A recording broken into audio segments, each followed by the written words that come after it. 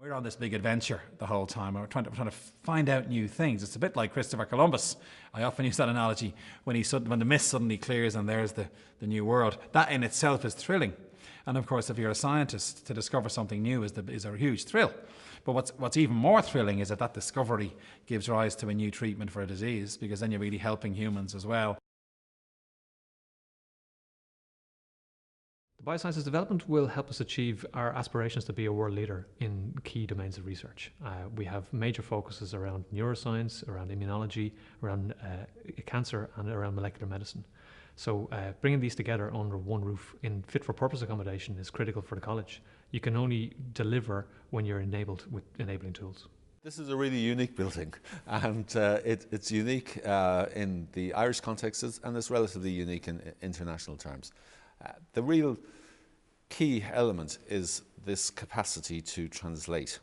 It's the presence of all of the technologies that anybody really would need to take a concept through to fruition and develop a new therapeutic entity or a new drug for a disease. And I think in a way it gives us the capacity to be even more ambitious than we have been to date, because although we've generated a huge amount of knowledge about disease, and we have indeed in fact generated some new ways of treating disease, this allows us to perhaps address some of the big issues in medicine and say we can make a difference to that. My work in the anti-cancer area, I think working in this new building will facilitate much better to move these compounds that we are preparing more near to clinical use.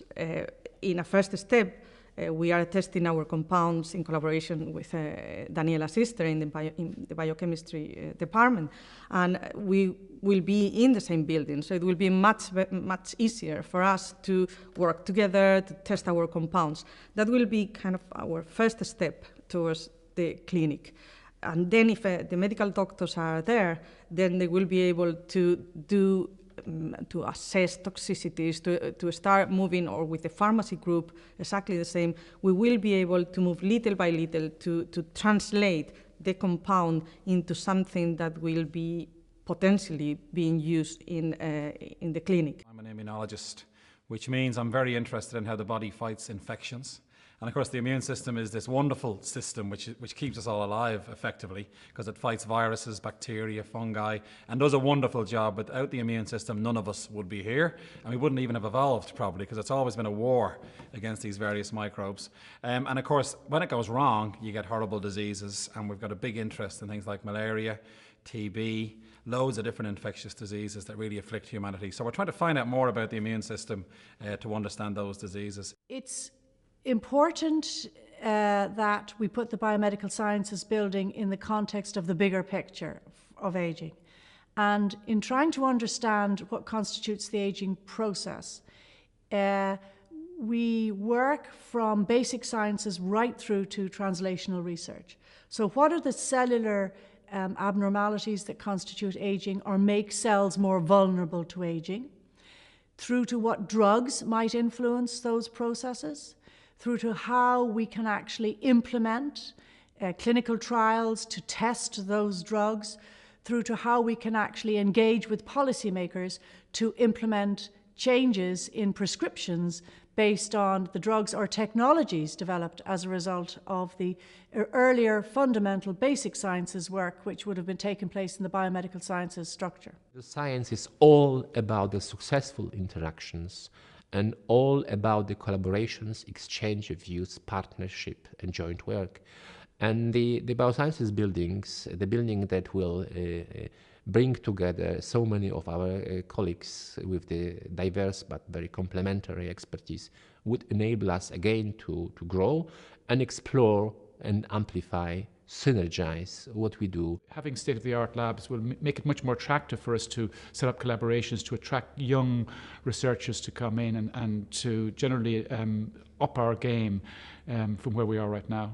I think with this new bioscience development, working in Ireland long term is going to be a real possibility for people who've got PhDs now, because the development is going to upscale and upgrade our facilities and be a real competitor on the international market to draw people in here as well. I actually think it is a great idea for medical students to be mixing with researchers. I think at the moment, especially the younger years, the first and second years, the preclinical, they don't really understand what research involves, and being around other researchers would be great. Make it look a bit more real and a little bit more within reach, because I know as a first year I just thought it was something that incredibly clever people did and I would never be up to it.